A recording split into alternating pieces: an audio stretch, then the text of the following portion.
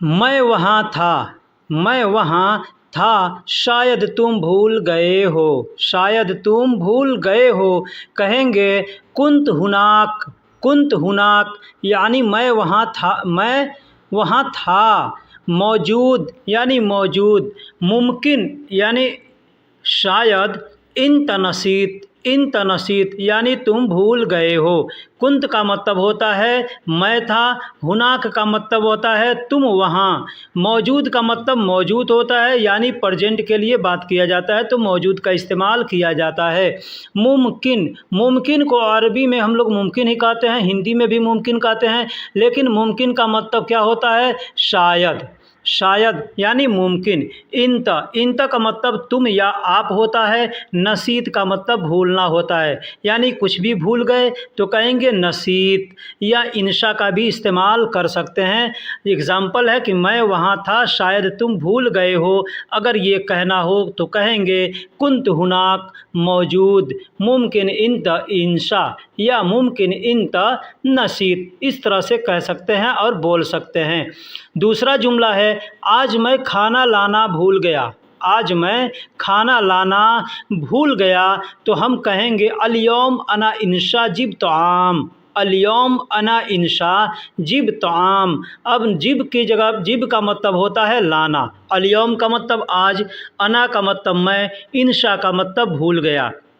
इंशा का मतलब भूल गया, जिब का मतलब लाना, तो आम का मतलब खाना होता है। इंशा की जगह पे आप चाहें तो नसीत का इस्तेमाल भी कर सकते हैं। जैसे आज मैं खाना लाना भूल गया तो कहेंगे अल यौम अना नसीत जिब तो आम, जिब तो आम यानी आज मैं खाना लाना भूल गया। अस्सलामुअलैकुम वरहमतुल्लाहि वबरकातुहू। दोस्तों कैसे हैं, क्या हाल है? उम्मीद करता हूं कि खैर व आफियत से होंगे। दोस्तों इस वीडियो में मैं आपको इस तरह के जुमले बनाना बताऊंगा छोटे छोटे लफ्ज़ों के साथ, यानी छोटे छोटे शब्दों को अगर आप सीखते हैं तो सीख करके इस तरह के जुमले बना करके किसी भी आदमी से बात कर सकते हैं, या कोई आदमी आपसे इस तरह के जुमले बोलता है तो आप उसकी बातों को समझ सकते हैं। लिहाजा आपसे गुजारिश है कि वीडियो को आखिरी तक देखिएगा। ये वीडियो आज बहुत इंफॉर्मेटिव होने वाली है, बहुत कुछ आपको सीखने को मिलने वाला है, इसलिए मैं आपसे रिक्वेस्ट करता हूं कि वीडियो को आखिरी तक देखिएगा। एक और चीज़ मैं आपसे कहूं कि इस वीडियो के आखिरी में एक ऐसा मैं ट्रिक आपको बताऊंगा, अगर आप उस ट्रिक को फॉलो करते हैं तो इंशाअल्लाह 5 से 10 दिन में आप अच्छी खासी अरबी बोलना सीख जाएंगे। तो चलिए अब हम वीडियो को शुरू करते हैं। वीडियो को शुरू करने से पहले एक और रिक्वेस्ट है कि आप हमारे चैनल पर नए हैं या पुराने हैं, चैनल को सब्सक्राइब नहीं किया है तो बराए मेहरबानी सबसे पहले चैनल को सब्सक्राइब कर दें, वीडियो को लाइक कर दें और दोस्तों में भी शेयर कर दें। तो चलिए अब हम वीडियो को शुरू करते हैं। दोस्तों अरबी को बोलने से पहले सबसे पहले जो ख़ास ज़रूरी है वह है आपको छोटे छोटे शब्दों का मतलब सीखना। जैसे वह को अरबी में हुआ कहते हैं, वह को अरबी में हुआ कहते हैं, और बढ़ई को अरबी में नज्जार कहते हैं। बढ़ई को अरबी में नज्जार कहता है। बढ़ई किसको कहते हैं? कारपेंटर को, जो लकड़ी का काम करता है उसको इंग्लिश में कारपेंटर कहते हैं, हिंदी में बढ़ई कहते हैं और अरबी में नज्जार कहते हैं। तो हमको अगर कहना है कि वह बढ़ई है तो कहेंगे हो व नज्जार, हो व नज्जार यानी वह बढ़ई है। ठीक उसी तरह दूसरा जुमला है, कहना होगा कि वह औरत है तो कहेंगे ही या हुरमा, ही या हुरमा। अब यहाँ एक चीज़ आप ध्यान दीजिएगा, यहाँ हमने बढ़ई के लिए हुआ का इस्तेमाल किया है और यहाँ औरत के लिए हिया का इस्तेमाल किया है। तो वह का मतलब भी हुआ का मतलब भी वह होता है और हिया का मतलब भी वह होता है, लेकिन हुआ मर्द के लिए इस्तेमाल करते हैं और हिया औरत के लिए इस्तेमाल करते हैं। तो अगर कहना होगा कि वह बढ़ई है तो कहेंगे हो व नज्जार, और कहना होगा वह औरत है तो कहेंगे ही या हुरमा, ही या हुरमा। हुरमा का मतलब औरत होता है और हिया का मतलब वह होता है। औरत को अरबी में निसा भी कहते हैं और हुरमा भी कहते हैं।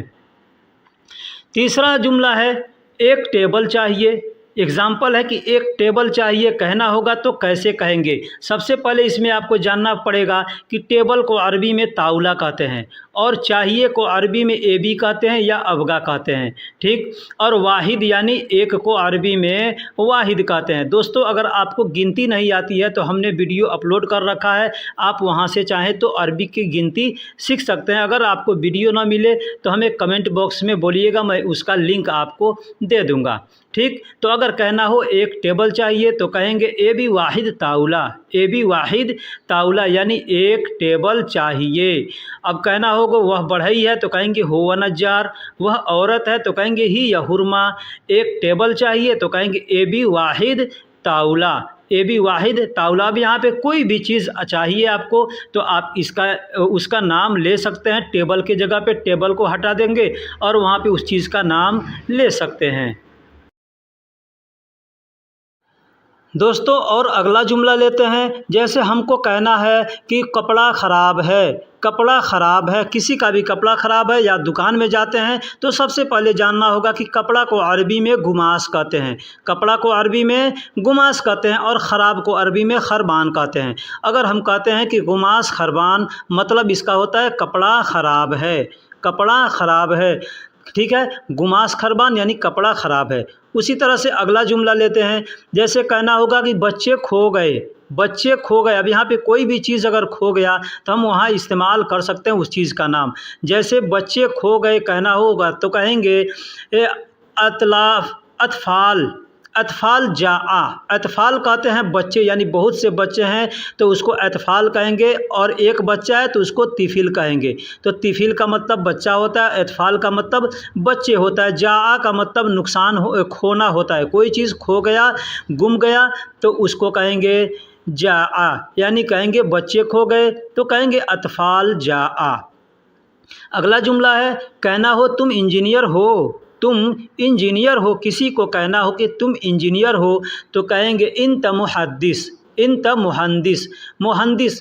इंत का मतलब तुम होता है या आप होता है। इंजीनियर को अरबी में मुहंदिस कहते हैं, इंजीनियर को अरबी में मुहंदिस कहते हैं। चाहे वो किसी भी तरह का इंजीनियर हो या कोई बड़ा मैकेनिक हो तो उस सबको मुहंदिस कह सकते हैं, ठीक है। तो अगर कहना हो तुम इंजीनियर हो तो कहेंगे इंत मुहंदिस हैं। एग्जाम्पल ले लीजिए, कपड़ा ख़राब है कहना है तो कहेंगे गुमास खरबान, बच्चे खो गए तो कहेंगे अतफ़ाल जाआ, तुम इंजीनियर हो तो कहेंगे इंत मुहंदिस, इंत मुहंदिस यानी तुम इंजीनियर हो। अगला जुमला लेते हैं। जैसे कहना हो कि तुम स्टूडेंट हो, तुम स्टूडेंट हो। स्टूडेंट कहते हैं जो पढ़ने वाले लोग होते हैं, बच्चे होते हैं या चाहे बड़े हो चाहे कोई भी हो उसको स्टूडेंट कहते हैं। तो कहेंगे तुम स्टूडेंट हो तो अरबी में कहेंगे इंत तालिब इल्म, इंत तालिब इल्म यानी तुम स्टूडेंट हो, तुम पढ़ने वाले हो। इंत का मतलब तुम या आप होता है और पढ़ने वाले यानी स्टूडेंट को या हिंदी में हम लोग छात्र कहते हैं, इंग्लिश में स्टूडेंट कहते हैं और अरबी में उसको तालिब इल्म कहते हैं। उर्दू में भी तालिब इल्म ही कहा जाता है। तो कहना होगा तुम स्टूडेंट हो या तुम छात्र हो तो कहेंगे इंत तालिब इल्म। तुम कारीगर हो, अगर ये कहना हो कि तुम कारीगर हो तो इसमें आपको ध्यान दीजिएगा कि कारीगर को अरबी में हरफी कहते हैं, कारीगर को अरबी में हरफी कहते हैं। इंत का मतलब तुम या आप होता है तो तुम कारीगर हो या आप कारीगर हो, इसका मतलब हुआ अंत हरफी, अंत हरफी यानी तुम कारीगर हो। मैं डॉक्टर हूँ, मैं डॉक्टर हूँ, अगर ये कहना हो या कोई आपसे कहे तो कहेंगे अना तबीब। अना का मतलब मैं या मेरा होता है, ठीक है, लेकिन यहाँ मैं के लिए इस्तेमाल किया गया है, ठीक है। अना का मतलब मैं, तबीब का मतलब डॉक्टर। डॉक्टर को अरबी में तबीब कहते हैं, हम लोग हिंदी में उसको वैद्य कहते हैं, इंग्लिश में डॉक्टर कहा जाता है, अरबी में और उर्दू में उसको तबीब कहा जाता है। तो मैं डॉक्टर हूँ तो अना तबीब कहेंगे। तुम स्टूडेंट हो तो इंत तालिब इल्म, तुम कारीगर हो, अंत हरफी, मैं डॉक्टर हूँ, अना तबीब, इस तरह से कह सकते हैं। अगर कहना हो दुकान बंद है, अगर कहना हो दुकान बंद है तो कहेंगे महल मशक्कर, महल मशक्कर, महल का मतलब दुकान होता है और मशक्कर का मतलब बंद है। जो चीज़ पहले से बंद है उसको मशक्कर कहेंगे। तुरंत बंद हुआ है या सामने आपके बंद हुआ है तो आप उसको शक्कर कहेंगे। ठीक है, शक्कर मतलब बंद है या बंद करो या बंद करता हूँ। ठीक है, लेकिन मशक्कर अगर कहेंगे तो मतलब पहले से बंद है। तो महल मशक्कर यानी दुकान बंद है। तुम बीमार हो, तुम बीमार हो कहना होगा तो कहेंगे इंत मरीद, इंत मरीद। यहाँ दो अल्फाज हमने इस्तेमाल किया है, एक मरीद भी और एक ताबान भी। लोग ताबान भी कहते हैं, यानी बीमार को ताबान भी कहते हैं, लेकिन ताबान का मतलब होता है थका हुआ। ठीक है, और मरीद का मतलब होता है बीमार। जैसे हम लोग अपने यहाँ कहते हैं मरीज़, मरीज़ कहते हैं ना, तो अगर उसको हम अरबी में लिखेंगे तो मीम रा और ज़ाद हो करके मिल करके मरीज़, तो उसको कितने लोग मरीद कहते हैं, कितने लोग मरीज़ कहते हैं। तो हम लोग अपने देश के अंदर हिंदी उर्दू में मरीज़ कहते हैं, अरबी में मरीद कहते हैं। ठीक है, तो कहना होगा तुम बीमार हो तो कहेंगे अंत मरीद। अंत भी कह सकते हैं या इंत भी कह सकते हैं। अंत का मतलब तुम या आप, इंत का मतलब तुम या आप, मरीद का मतलब बीमार होता है। मैं थका हुआ हूँ, मैं थका हुआ हूँ अगर ये कहना होगा तो कहेंगे अना ताबान, अना ताबान। अना का मतलब मैं होता है, ताबान का मतलब थका हुआ होता है, लेकिन लोग बीमार के लिए भी इस्तेमाल करते हैं ताबान, तो आप भी कर सकते हैं। ठीक है, तो अना ताबान यानी मैं बीमार हूँ या मैं थका हुआ हूँ, इसका मतलब दोनों हो गया। तो अगर कहना हो दुकान बंद है तो कहेंगे महल मशक्कर। एक और चीज़ यहाँ बता दूँ कि दुकान जैसे रूम है, दुकान न तो उसको महल कहते हैं। कोई भी चीज़ का दुकान होगा तो उसको महल कहते हैं। अब क्या चीज़ का दुकान है, दवा का दुकान है, खाने का दुकान है, होटल का दुकान है, उसका सबका अलग अलग नाम होता है। जैसे किराना स्टोर है उसको बकाला कहते हैं, दवाई का दुकान है तो उसको सदीलिया कहते हैं, होटल है तो उसको मताम कहते हैं या फुंदुक कहते हैं। ठीक है, तो इस तरह से बहुत से जो भी दुकान होते हैं सबका अलग अलग नाम होता है, लेकिन सिर्फ अगर हमको कहना हो दुकान बंद है तो कहेंगे महल मशक्कर। तुम बीमार हो तो अंत मरीद भी कह सकते हैं, अंत ताबान भी कह सकते हैं। मैं थका हुआ हूँ तो यहाँ पे अंत ताबान का इस्तेमाल करेंगे। तो अंत ताबान का मतलब मैं थका हुआ हूँ और मैं बीमार हूँ, दोनों के लिए इस्तेमाल किया जाता है। मुझे क्षमा करो, मुझे क्षमा करो हिंदी में कहते हैं मुझे क्षमा करो, अरबी में उर्दू में कहते हैं मुझे माफ़ करो, मुझे माफ़ करो। तो अगर अरबी में कहना होगा तो कहेंगे अना आसिफ़, अना आसिफ़ यानी मुझे क्षमा करो या मुझे माफ़ करो, इसका मतलब होता है। एक और इसका अल्फाज है मुझे क्षमा करो या मुझे माफ़ करो, को अरबी में कहते हैं अना मालिश, अना मालिश। मालिश का मतलब भी होता है माफ़ करो। अना का मतलब मुझे और आसिफ का मतलब माफ़ करो और मालिश का मतलब भी होता है माफ़ करो। तो कहना होगा मुझे क्षमा करो या मुझे माफ़ करो तो कहेंगे अना आसिफ या अना मालिश भी कह सकते हैं। मैं गमगीन हूँ या मैं दुखी हूँ या मैं परेशान हूँ। ठीक है, इस तरह के जुमले अगर कहना हो तो हम कह सकते हैं अना हज़ीन, अना हज़ीन यानी मैं गमगीन हूँ, मैं गमगीन हूँ, मैं मायूस हूँ। आदमी कहता है ना, तो अना हज़ीन कहेंगे मैं गमगीन हूँ, मैं दुखी हूँ। बोलने के लिए हिंदी में उर्दू में कई तरह से बोलते हैं। ठीक है, लेकिन अरबी में हम कह सकते हैं अना हज़ीन मतलब मैं गमगीन हूँ, मैं दुखी हूँ। अब यहाँ पे कहना होगा कि परेशान हूँ तो यहाँ पे हज़ीन भी कह सकते हैं या मुश्किला का भी इस्तेमाल कर सकते हैं। जैसे अना मुश्किला यानी मैं परेशान हूँ या मैं मुसीबत में हूँ, इसका मतलब ये होता है। और अना हज़ीन यानी मैं गमगीन हूँ, मैं दुखी हूँ, मैं मुसीबत में हूँ, तो ये सेम बातें होती है। मेरा हिस्सा अलग दो, मेरा हिस्सा अलग दो। कोई भी चीज़ का हिस्सा है अगर हमको मांगना है किसी से तो हम कहेंगे मेरा हिस्सा अलग दो। तो हम कह सकते हैं अना जुज़ लहाल आती, अना जुज़, अना का मतलब मेरा होता है, जुज़ का मतलब हिस्सा होता है, लहाल का मतलब अलग होता है और आती का मतलब दो, आती का मतलब दो। तो अना जुज़ लहाल आती यानी मेरा हिस्सा अलग दो। अब इस तरह से भी हम कह सकते हैं आतिनी जुज़ लहाल, आतिनी जुज़ लहाल यानी मुझे दो हिस्सा लहाल का मतलब अलग, तो मुझे हिस्सा दो अलग, इसका मतलब ये भी हो जाएगा।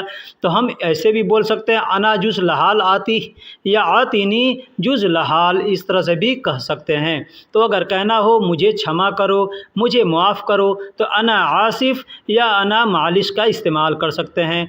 मैं गमगीन हूँ, मैं दुखी हूँ, मैं परेशान हूँ, तो कह सकते हैं अना हज़ीन या अना मुश्किला। मेरा हिस्सा अलग दो, तो कह सकते हैं आतीनी जुज़ लहाल या अना जुज़ लहाल आती, इस तरह से कह सकते हैं।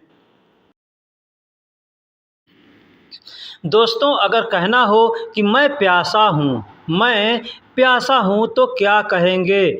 इसके पहले आपको उसके छोटे छोटे शब्दों को सीखना होगा। जैसे मैं प्यासा हूँ, तो अना का मतलब मैं होता है, अतशान का मतलब प्यासा होता है, अतशान का मतलब प्यासा होता है। तो मैं प्यासा हूँ तो कहेंगे अना अतशान, अना अतशान। इसका मतलब मैं प्यासा हूँ या मुझे प्यास लगी है, दोनों इसका मतलब होगा। मैं प्यासा हूँ अना अतशान, या मुझे प्यास है अना अतशान। ठीक उसी तरह से कहेंगे मैं भूखा हूँ अना जौआन, अना जौआन, यानी मैं भूखा हूँ या मुझे भूख लगी है, तो भी कहेंगे अना जौआन, यानी मुझे भूख लगी है या मैं भूखा हूँ। अना का मतलब मैं, जौआन का मतलब भूखा होता है। मुझे रोटी दो, मुझे रोटी दो, तो कहेंगे आती अना खबूज़, आती अना खबूज़ या अना आती खबूज़ या खबूज़ अना आती, यानी आगे पीछे करके बोल सकते हैं। मुझे रोटी दो, मुझे को अरबी में अना कहेंगे और रोटी को अरबी में खबूज़ कहेंगे और दो को अरबी में आती कहेंगे। दो, अब दो, ये दो तरह का होता है, एक तो होता है एक दो, तो वो दो हो गया, उसको अरबी में इत्नैन कहते हैं। ठीक है, लेकिन अगर दो किसी से कोई चीज़ लेना है तो कहेंगे दो, तो कहेंगे आती, आती का मतलब दो। अगर हम चाहें तो इसको ऐसे भी बोल सकते हैं आतीनी खबूज़, आतीनी खबूज़, यानी मुझे रोटी दो, इस तरह भी कह सकते हैं।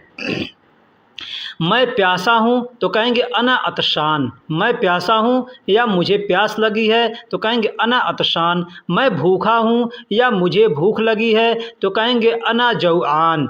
मुझे रोटी दो तो कहेंगे आतीनी खबूज़ या आती अना खबूज़, इस तरह से हम बोल सकते हैं।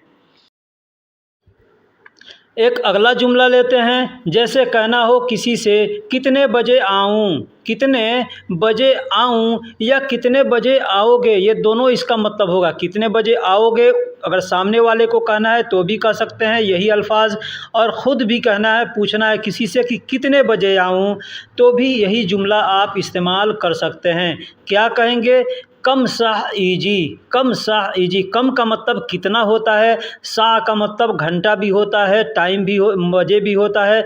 ठीक है, तो साह कह सकते हैं कम साह, यानी कितने बजे। ईजी का मतलब आऊँ, आ रहा हूँ, आऊँगा, आते हो, आ रहे हो, ये जितने अल्फाज हैं, यानी सामने वाले के लिए भी ईजी का इस्तेमाल करते हैं और ख़ुद के लिए भी ईजी का इस्तेमाल करते हैं। तो कहेंगे कम साह ईजी, तो कहेंगे कितने बजे आऊँ, तो यानी कम साह ईजी, या कितने बजे आओगे, तो इसका मतलब होगा कम साह ईजी, यानी कितने बजे आऊँ या कितने बजे आओगे।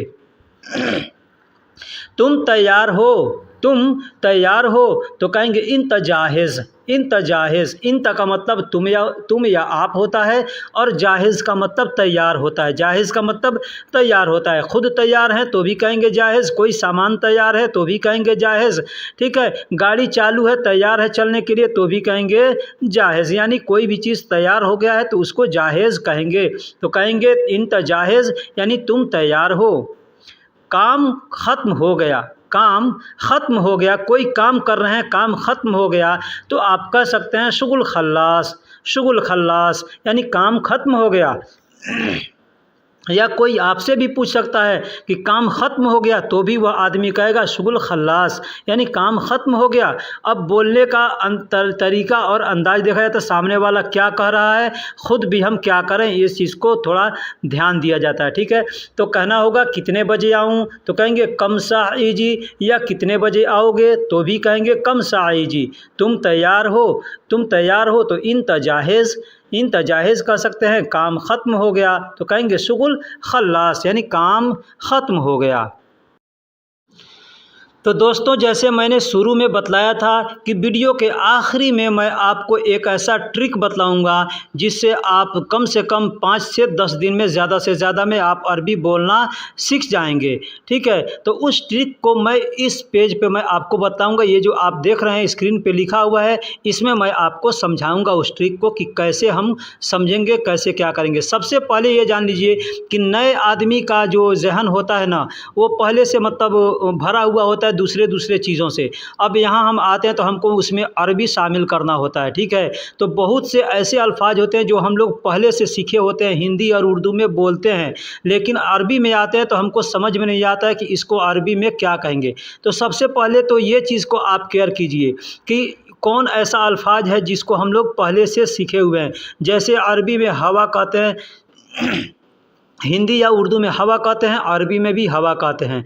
ठीक है, हम लोग अरबी में अपने देश में भी खल्लास कहते हैं कोई चीज़ को, यहाँ अरबी में भी खल्लास कहते हैं। ठीक है, उसी तरह से हम लोग मुश्किल कहते हैं हिंदी उर्दू में, अरबी में भी मुश्किल कहते हैं। ठीक है, ज़रूरी हिंदी उर्दू में हम लोग कहते हैं तो अरबी में भी ज़रूरी कहते हैं। लाजिम हिंदी उर्दू में कहते हैं तो अरबी में भी लाजिम कहते हैं। ठीक है, तो इन चीज़ों को आपको ध्यान देना होगा कि ये चीज़ों को हम पहले सीख लें।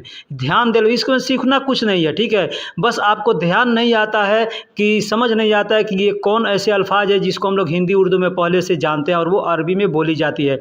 तो उसके लिए मैंने एक वीडियो अलग से बना के रखा है, उसमें कम से कम 100 अल्फाज हैं। उसको अगर आप देखेंगे तो इंशाल्लाह आपको बहुत जल्दी ये सीखने को मिल जाएगा, समझने को मिल जाएगा। अगर वो वीडियो आपसे न मिले तो आप हमें लिंक भी मांगिएगा, हम इंशाल्लाह मैं आपको वीडियो के डिस्क्रिप्शन में लिंक दे दूंगा, या इस वीडियो के डिस्क्रिप्शन में मैं पहले से भी लिंक दे के रखूँगा। आप चाहें तो उसको देख करके सीख सकते हैं। ठीक है, तो चलिए इस वीडियो का जो स्क्रीन पे आप देख रहे हैं इसका मैं आपको मतलब बता दूं। तो अगर हमको कहना होगा, एग्जांपल है, आपके पास एक कॉपी ले लीजिए, पेन ले लीजिए और लिख लीजिए। आपको जो कुछ समझ में आता है उसको लिखिए। ठीक है, जैसे कल लिखिए चलो शुरू करो। एग्जांपल मैं बता रहा हूं, आप कुछ और लिख सकते हैं। चलो शुरू करो, तो चलो को अरबी में क्या कहते हैं और शुरू करने को अरबी में क्या कहते हैं, ये चीज़ आपको वहाँ पर लिख लेना है। तो ये चीज़ आप लिखिएगा तो समझ में आएगा कहाँ इसको क्या कहते हैं, यानी वो आप सेंटेंस बना, यानी ये चीज़ को आप समझ चुके हैं। तो कहेंगे चलो। चलो को अरबी में यमसी भी कहते हैं और यल्ला भी कहते हैं, दोनों तरह से बोला जाता है। ठीक है, यमसी भी कहते हैं और यल्ला भी कहते हैं, यानी अभी तुरंत चलना है, ये तुरंत चलना है तो कहेंगे यल्ला यल्ला। ठीक है, और बाद में चलना है, थोड़ी देर बाद में चलना है या कभी भी चलना है तो वहाँ पे यमसी का इस्तेमाल करेंगे। तो हमको कहना होगा चलो शुरू करो, तो कहेंगे यल्ला इब्तिदा। इब्तिदा का मतलब होता है शुरू करना है। कोई भी चीज़, काम शुरू कर रहे हैं, चाहे चलना शुरू कर रहे हैं, नहाना शुरू कर रहे हैं, पढ़ना शुरू कर रहे हैं, तो हर जगह के इब्तिदा का इस्तेमाल करेंगे। इब्तिदा का मतलब होता है शुरू करना। ठीक है, तो चलो शुरू करो तो यल्ला इब्तिदा कहेंगे। अब ठीक है, दूसरा जुमला भी आप लिख लीजिए एक और किसी तरह का। जैसे मैंने लिखा है समय ख़त्म हुआ, समय ख़त्म हुआ, तो समय को सीखिए कि आप ये पहले से ये अल्फाज जानते हैं। समय हम लोग हिंदी उर्दू में बोलते हैं, अरबी में भी, अरबी में उसको वक्त कहा जाता है, और वक्त हम लोग हिंदी उर्दू में भी पहले से बोलते हैं। वक्त हमको मालूम है पहले से, तो वक्त कहा जाता है। मुंतहा जो अल्फाज है ये भी हम लोग पहले से सुनते आए हैं कि मुंतहा कहा जाता है, इंतहा कहा जाता है। ठीक है, इंतहा और मुंतहा कहते हैं ख़त्म होने को। ठीक है, तो कहेंगे समय ख़त्म हुआ तो कहेंगे मुंतहा अल वक्त। वक्त अल हटा करके आप सिर्फ चाहे तो वक्त भी बोल सकते हैं। मुंतहा वक्त यानी समय ख़त्म हुआ, वक्त ख़त्म हुआ। ये अल्फाज एक आप ध्यान दीजिएगा कि ये वक्त अल्फाज जो है ये हम लोग हिंदी उर्दू में भी इस्तेमाल करते हैं। ठीक, एक और दूसरा ले लीजिए, समय शुरू हुआ। पहले समय ख़त्म हुआ, दूसरा है समय शुरू समय शुरू हुआ, माफ़ कीजिएगा खांसी हो गई है जिसकी वजह से थोड़ी परेशानी हो रही है। समय शुरू हुआ तो कहेंगे इंतहा अल वक्त। इंतहा अल वक्त भी कह सकते हैं या इंतहा वक्त भी कह सकते हैं। ठीक है, तो इस तरह के आप जुमलों को चाहें तो याद करके और आसानी से बोल सकते हैं। जो समझ में ना आए, हमारे डिस्क्रिप्शन में हमारा व्हाट्सअप नंबर है, आप उस पर भी चाहें तो मैसेज कर सकते हैं, हमसे बात कर सकते हैं, वॉइस मैसेज भेज करके भी बोल सकते हैं, या उस पर बात भी कर सकते हैं। ठीक है, जो समझ में नहीं आए, या आप हमसे कमेंट बॉक्स में भी पूछ सकते हैं कि भाई ये चीज़ को हमको समझ में नहीं आ रहा है, आप हमें बताइए। मैं इंशाअल्लाह जो भी हमें इल्म है उसके हिसाब से मैं आपको ज़रूर बताऊंगा। ठीक है, तो चलो शुरू करो। तो यल्ला इब्तिदा कहेंगे, समय ख़त्म हुआ तो मुंतहा अल वक्त कह सकते हैं, या मुंतहा वक्त कह सकते हैं। ठीक है, या खल्लास वक्त भी कह सकते हैं, ये भी ध्यान दीजिए, खल्लास वक्त भी कह सकते हैं। समय शुरू हुआ तो समय शुरू हुआ यहाँ तो इसको इब्तिदा इब्तिदा अल वक्त कह सकते हैं। समय शुरू हुआ तो इब्तिदा अल वक्त कहते हैं, या ख़त्म हो गया तो इंतहा अल वक्त कहेंगे। जैसे समय ख़त्म हुआ तो मुंतहा अल वक्त या इंतहा अल वक्त, और समय शुरू हुआ तो इब्तिदा अल वक्त, इस तरह से कह सकते हैं। तो दोस्तों फिर मिलेंगे किसी अगले वीडियो में, तब तक के लिए अल्लाह हाफिज़, सलाम अलैका।